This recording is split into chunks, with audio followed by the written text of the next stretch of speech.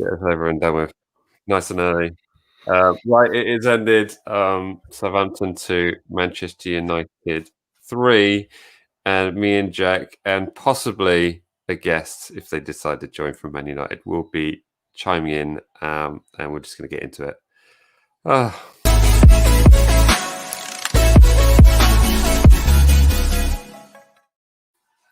There it is. The glasses are back. It's time for dark glasses. I am deflated. It's to hide the tears, incredibly deflated. What is it, Jack? I mean, we had the intensity there. We looked. I mean, we weren't comfortable in the first half, but we certainly looked a lot more. We ended the half pretty comfortable. Yeah. It's that standard thing, man. Like, how can we not keep a 2-0 lead ever? Ever? How many times have we lost 3-2? Yeah. Like that. And I don't know what it is, whether it's just we switch off, or we just unlucky. Is it just, to be fair to United, it wasn't like we lost it to 2 penalties and a free kick. Right. You know, we did lose them to goals in play, but yeah, they weren't great goals, and then we just had no threat going forward. Like, it really showed, like, at 86 minutes 2-2 that we still hadn't made a second substitution yet. Like, yeah. We lacked so much on the bench. We lost that game to a Uruguayan genius who can't tie shoelaces. That's what just happened.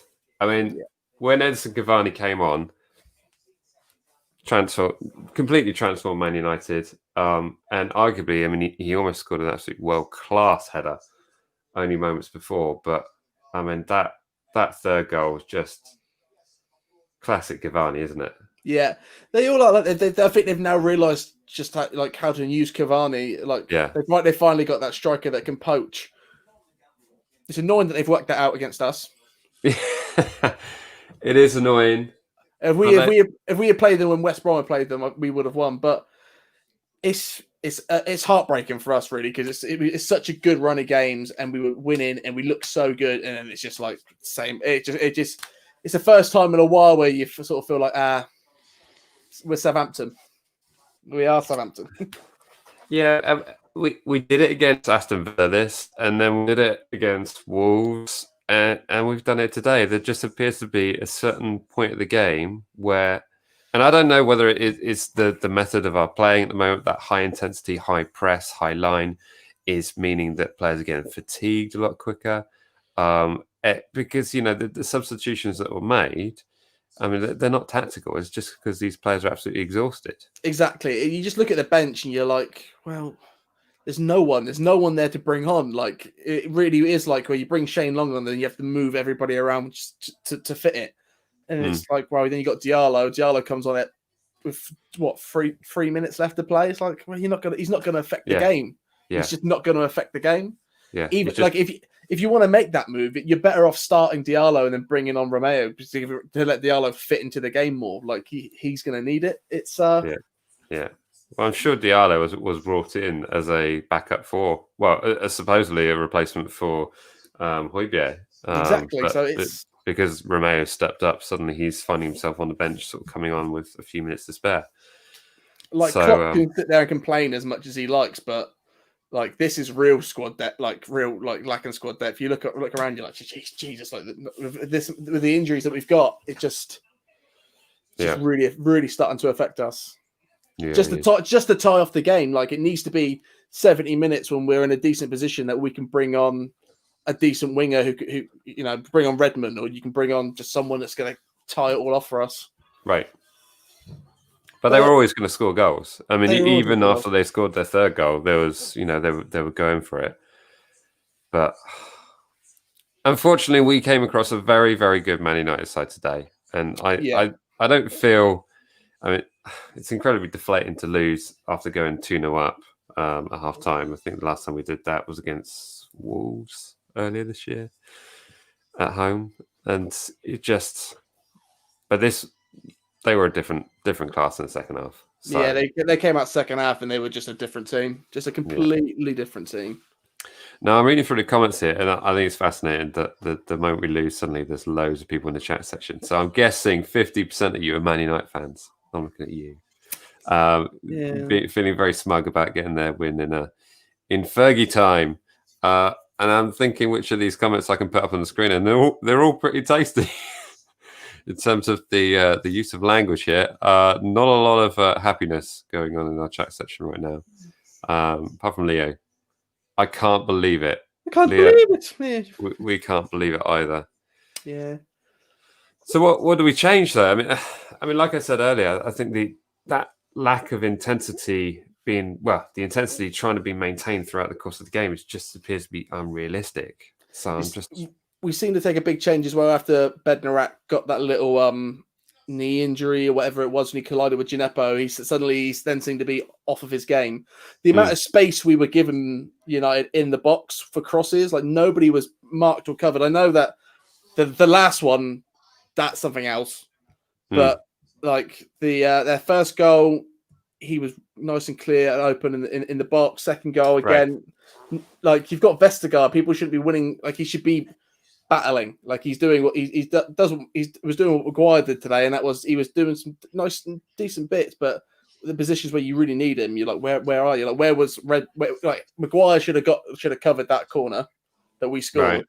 And Vestergaard should be covering those sort of balls into the box. Nobody should be beating him for headers in the box, and Bruno Fernandes should not be alone in between two mid defenders with about 5 yards either side of him. So a little bit to work out. It is a little bit to work out there. I mean, it's a shame we're not talking about the Ward-Prowse free kick and the fact that we've been able to, score 2 goals against United.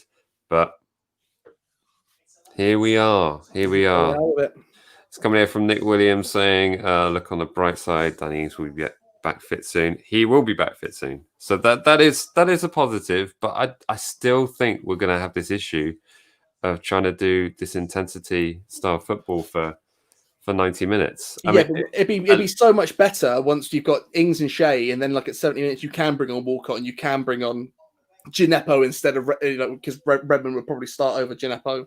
Yeah, like there's just going to be more options on there, and when we are tired and there's later parts of the game, we'll have people to bring on. But it's like, where's Salasu? Like, how is he really not on the bench by now?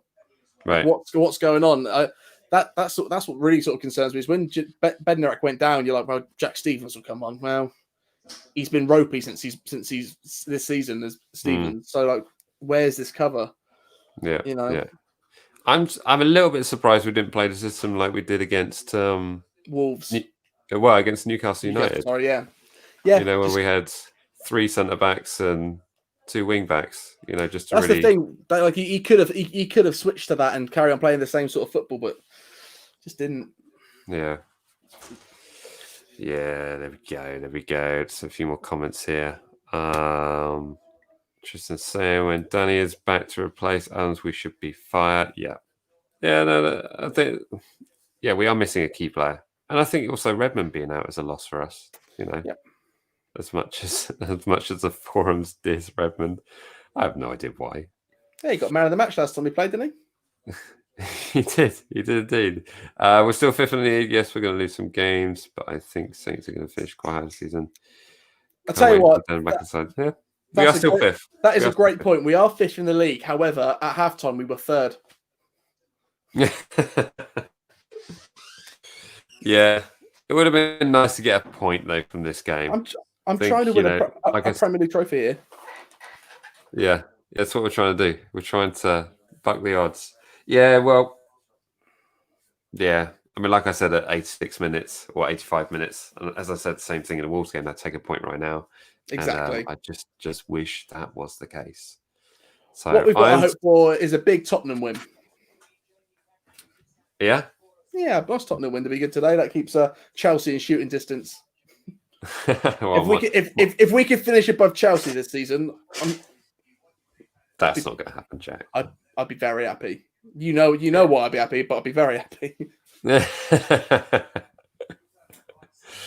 So, what are our fixtures coming up? So we've got Brighton away next Monday, and then we got Sheffield United at home. So, 2 winnable games. But I hate for a result like that to get our confidence, and suddenly we're looking at different things. But go. I'm stalling a little bit here because I'm waiting for old man G to show up, but he's alas he's not here. So I guess he's feeling very merry, keeping happy to himself. So maybe we'll have to do a follow up post-match pint sometime, talking about this result with him. We shall see. Well, you might get him on that new channel I've seen, that Beers for Mike channel I've recently noticed. Yeah, we're diversified into beverages. That's what we're doing. Yeah, we're moving over. It's not COVID. Don't shoot. Right. Just in the chat session, how are we feeling towards the games coming up? Any positivity here? One here, Alex Brown will smash Brighton. I'm confident in that game. I hope so too. You say that, but Brighton are also playing very well. They were really, really on it against Liverpool last night. They were good. Yeah, they're quite good at home. So, but we shall see. Anyway, well, there we go. It's ended. We didn't get any points. Look at us. We're sad about a loss to Man United. I know, it's gutting, isn't it? Yeah, what a world we live in now. This strange world. I don't know if that says a lot about us or more about Man United. It says a lot about Man United. Yeah. Well, probably a bit of both, actually, to be fair. But, you know, roll back 12 months ago. It's a middle ground, isn't it? Yeah. Roll back 12 months ago, and we I think on the 30th, it was the 30th of November, we got that win against Watford, that 2-1 win. And it basically meant that we were just off the bottom of the table. And look where we are now. We're still in 5th. Yeah, you can't as much as you can complain, you can't complain. Yeah. Guys, put it this way: did United go above us with that win? No, which is perfect time to bring up this comment from I think they might be a Man United fan. I'm going to have a stab. You know, I'm not a gambler. I would say this person is a Manchester United fan. I don't know. He smells a Liverpool fan to me.